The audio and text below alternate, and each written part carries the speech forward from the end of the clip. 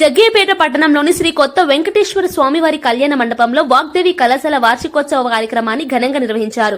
కళాశాల principal Bussa Suresh, correspondent Bussa Saritha ఆధ్వర్యంలో జరిగిన ఈ కార్యక్రమానికి శాసనసభ్యులు శ్రీరామ్ రాజగోపాల్ ముఖ్య అతిథిగా పాల్గొన్నారు.